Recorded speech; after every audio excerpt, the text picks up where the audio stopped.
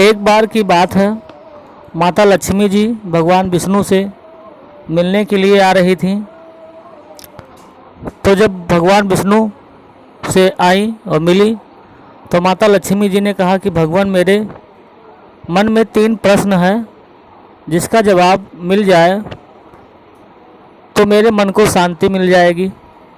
तो भगवान विष्णु ने कहा कि बताओ देवी, कौन से 3 प्रश्न हैं आपके। तो उन्होंने कहा कि भगवान, पहला प्रश्न ये है हमारा कि ऐसी कौन सी स्त्री है जिसके भाग्य में पुत्र की प्राप्ति नहीं होती है। और दूसरा प्रश्न है कि वो कौन सी औरतें जो इनका पति मर जाता है और वो विधवा हो जाती हैं। तीसरा प्रश्न है कि वो स्त्री जिनके पति होते हुए भी वो दुख और परेशानी में अपना जीवन व्यतीत करती हैं। इस पर भगवान विष्णु ने कहा कि देवी, आओ तुमको एक कथा सुनाता हूँ। इस कथा में ही देवी आपके तीनों प्रश्न के जवाब आपको मिल जाएंगे। तो माता लक्ष्मी ने कहा कि ठीक है भगवान, आप सुनाइए कथा, मैं बहुत मन लगाकर कथा को सुनूंगी। तो भगवान विष्णु कहते हैं कि एक नगर में एक सेठ रहते थे। उनके पास 2 पुत्र थे और पहले पुत्र के पास एक लड़का था और दूसरे पुत्र के पास एक लड़की थी। लेकिन सेठ और सेठ की पत्नी और बड़े पुत्र की पत्नी दोनों बहुत ही दुष्ट स्वभाव के थे और छोटे पुत्र की पत्नी बहुत अच्छे स्वभाव के थे। छोटे पुत्र की पत्नी को उसकी सास बहुत परेशान करती रहती थी, उससे ज़्यादा काम करवाती थी और उसको हमेशा डांटती रहती थी। इस तरह से वो बहुत तंग करती थी। एक बार की बात है, उसकी सास ने कहा कि मैं मंदिर जा रही हूँ और मंदिर आने से पहले खाना बन जाना चाहिए, मैं खाना खाऊंगी। तो छोटे बेटे की पत्नी ने कहा कि ठीक है सासू माँ।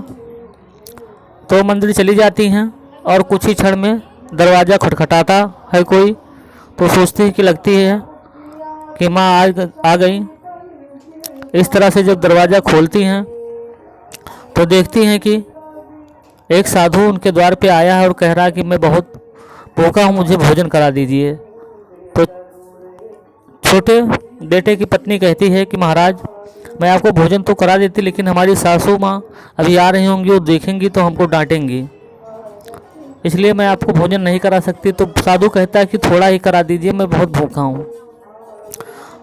तो अपने हिस्से का भोजन लाती हैं और कहती हैं कि लीजिए महाराज, खा लीजिए। वो खाना शुरू करते हैं, तब तक उसकी सास आ जाती है और कहती है कि अन्न मुफ्त का आता है, क्यों भोजन करा रही हो। वो कहती है कि माँ, मैं अपने हिस्से की भोजन करा रहा हूँ। इस तरह से सासू माँ नाराज हो जाती हैं और साधु को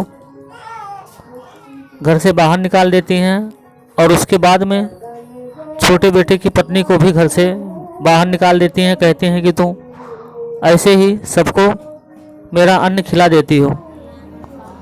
तो अब सोचती है, काफ़ी समय तक गेट पे बैठी रहती है, लेकिन सासू माँ उसकी गेट नहीं खोलती हैं। तो सोचती है कि मायके ही जाना उचित है। तो मायके जा रही होती हैं, बीच में जंगल पड़ता है, उसी जंगल में खूब बारिश होने लगती है तो वहीं रुक जाती हैं। तब तक ढूंढते ढूंढते इनका पति भी वहाँ पहुँच जाता है और फिर दोनों लोग वहीं जंगल में ही झोपड़ी बनाकर रहने लगते हैं। कुछ समय बाद एक साधु वहाँ आते हैं तो साधु को पूरी अपनी व्यथा बताती हैं।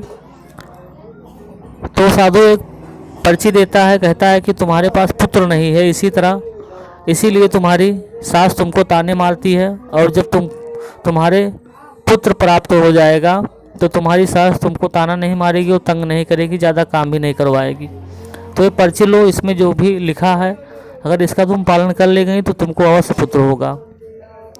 तो वो उसको पर्ची को पढ़ती हैं तो उसमें लिखा रहता है कि मासिक धर्म के 10वें दिन मिलन करने से पुत्र की प्राप्ति होती है। तो वो ऐसे ही करती है। मेंस्ट्रुएशन सर्कल्स के 10वें दिन ही सहवास करती हैं और उनको एक पुत्र की प्राप्त होती है। तो वो अपने घर उस पुत्र को लेके, और पति भी साथ रहते हैं, जाते हैं। तो उनकी सास बहुत खुश हो जाती हैं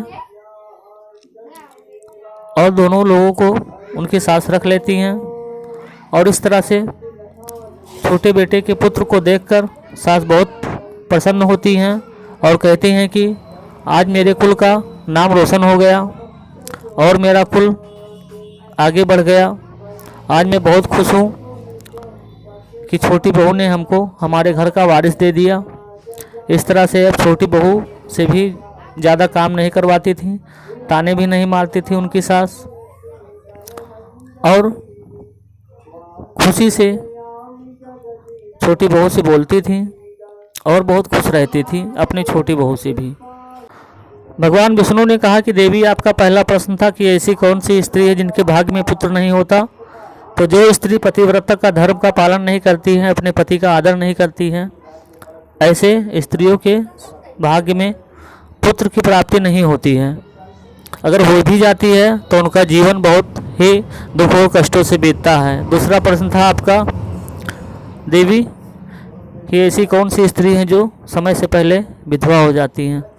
तो भगवान विष्णु ने कहा कि जो अपने पति को मारती हैं, अपमान करती हैं और कहना नहीं मानती हैं और हमेशा ही अपमानित करती हैं, ऐसी स्त्री समय से पहले विधवा हो जाती हैं। और आपका तीसरा प्रश्न था ऐसी कौन सी स्त्री है जिनके पति होते हुए भी वो हमेशा पूरे जीवन में दुख परेशानी से उनका जीवन कटता है, दुख परेशानी हमेशा उनके जीवन में रहता है। तो भगवान विष्णु ने कहा कि वो स्त्री जो सुबह देर से उठती है, पूजा पाठ नहीं करती है, बिना नहाए खाना बनाती है, ऐसी स्त्री के पति होते हुए भी सारा जीवन वो दुख कष्टों और दरिद्रता में उनका बीतता है।